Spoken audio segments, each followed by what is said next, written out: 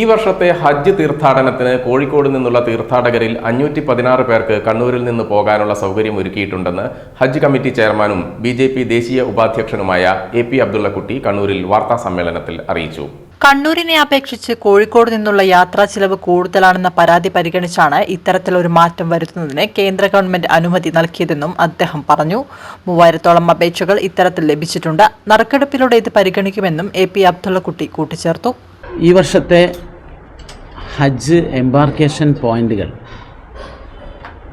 പ്രഖ്യാപിച്ചപ്പോൾ കേരളത്തിന് 3 എയർപോർട്ടുകളാണ് അനുവദിച്ചിട്ടുള്ളത്. എയർലൈൻസിൻ്റെ ടെൻഡർ പൂർത്തിയായപ്പോൾ 3 എയർപോർട്ടിലെയും വിമാന ചാർജിൽ വലിയ വ്യത്യാസമുണ്ട്. അതിൽ ഏറ്റവും കൂടുതൽ കോഴിക്കോട് എയർപോർട്ടിൽ നിന്നാണ്. കണ്ണൂരും കൊച്ചിയും തട്ടിച്ചു നോക്കുമ്പോൾ ഒരു 40,000 രൂപയുടെ ചാർജ് കൂടുതൽ കോഴിക്കോട്ട് എയർപോർട്ടിനുണ്ട്. കോഴിക്കോട്ട് നിന്നും ഹജ്ജിന് പോകുന്ന തീർത്ഥാടകരിൽ 3000 ആളുകൾ സാമ്പത്തിക പ്രയാസങ്ങളെല്ലാം പറഞ്ഞുകൊണ്ട് അവർക്ക് കോഴിക്കോട് നിന്ന് കണ്ണൂരിലേക്ക് മാറ്റി തരണമെന്നുള്ള ശക്തമായ ആവശ്യം ഹജ്ജ് കമ്മിറ്റിയുടെ മുമ്പിലും കേന്ദ്ര മൈനോറിറ്റി വകുപ്പിൻ്റെ മുമ്പിലും വന്നു. ഈ വിഷയം ഞങ്ങൾ ചർച്ച ചെയ്തു. ബഹുമാനപ്പെട്ട മന്ത്രി കിരൺ റിജിജുവും ഹജ്ജ് കമ്മിറ്റി ചെയർമാനും ഒഫീഷ്യൽസും എയർ ഇന്ത്യയുമായി ചർച്ച ചെയ്തതിൻ്റെ അടിസ്ഥാനത്തിൽ ചെറിയൊരു ആശ്വാസം കിട്ടിയിരിക്കുകയാണ്. വലിയൊരു ആശ്വാസമല്ല.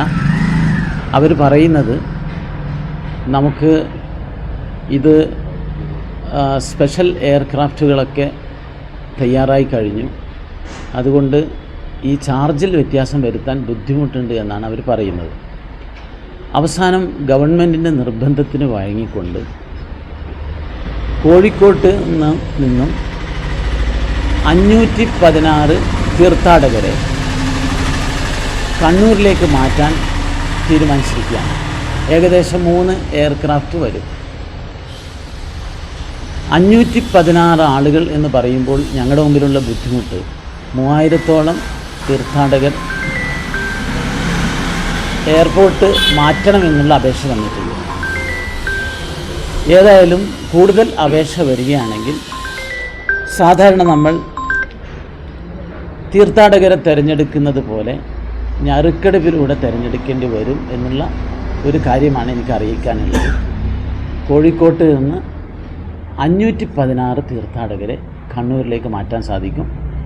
കണ്ണൂരിൽ നിന്ന് കൂടുതൽ ഹാജിമാർ, കണ്ണൂർ എയർപോർട്ടിൽ നിന്ന് കൂടുതൽ ഹാജിമാർ ഇക്കുറി ഹജ്ജിന് പുറപ്പെടും എന്നാണ് ഞാൻ പ്രതീക്ഷിക്കുന്നത്.